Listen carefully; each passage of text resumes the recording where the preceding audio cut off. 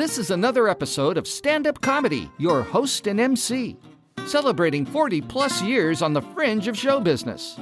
Stories, interviews, and comedy sets from the famous and not so famous. Here's your host and MC, Scott Edwards.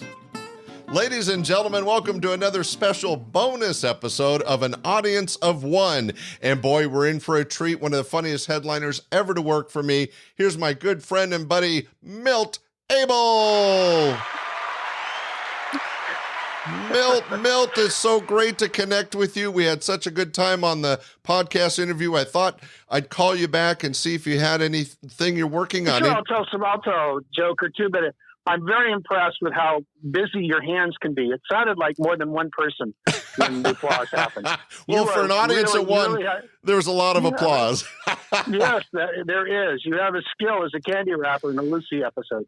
All right, so no, I'm glad that the vibe is good because I'm not as nice a guy as I come across. I was mean to my cat the other day. I was playing with my cat. No. And let me start this by saying I was mean. I know I was mean, all right? So don't judge more than I've already judged. What I'm saying is we're playing, and my cat it scratched me. So I let it know that I didn't want that to happen, so I gave it a little choke. Not cut off its hair, but just enough to get it to try and bite my thumb, which pissed me off even more. And so I said, okay, you want to rock and roll, cat? I went and got a towel. Now this is, I don't know what, I guess I was upset about driving early in the day. I rolled up the towel and I snapped the cat. No. And it was way disproportionate. I realize now it was the same as a human being popped by a camping tent. So exactly. I felt bad about it. How much can a cat understand? Even with lots of charts and diagrams, I'm sure that cat thought, hey, we were playing. Then you started choking me, its ears went back, and I think when one ear goes back, I think they're confused. Have you ever seen a cat just put one ear right. back? Yeah. Anyway, I just got a postcard from the club owner in El Paso, Texas. I worked for years in El Paso, Texas. And one night, the big thing doing El Paso is to go across the river into Mexico and go to the honky tonks or worse. And so one night we all decided, me and Jeff Wayne, that's the name you remember. Jeff Wayne, and funny guy. John Hinton. John. Yeah. Did the cat go? What's that? Was the cat there? The cat didn't go, no. He'll come back in the story in a second. Good question. We went across the river to see a woman relax with a donkey. Okay, so everybody in the audience, we know what relax with a donkey means. Okay, good. Yeah, and she'd have to relax if you think about it. But anyway, we went into Mexico to this bar, and I remember specifically Club 88. Stay away from it, folks. Club 88, and we're all drinking at the bar. I just went to go have fun. I'm not interested in that. Well, there were women there that were, wanted to do more than just talk. And, really? I was, and I had a girlfriend. It's not my style to cheat and everything that stuff. This one gal wearing a mesh top and nothing underneath the mesh top and very wholesome protuberances. Healthy girl. Takes my hands and puts them on her breast. And I just go, no. And she grabbed my wrists and started wiggling my wrists, to move them into her breasts. And I go, you know what? I'm just here to drink and watch. And so I joked and we turned to my friends and, can you believe this? And then I not heard the other sense. I felt something hit my face. Some liquid hit my face. And I looked at her and I looked around. There's no squirt. And she had squirted me with her breast milk. She had elactated on me. No. And yes. And so I go, I'm getting out of here. This is too much for me.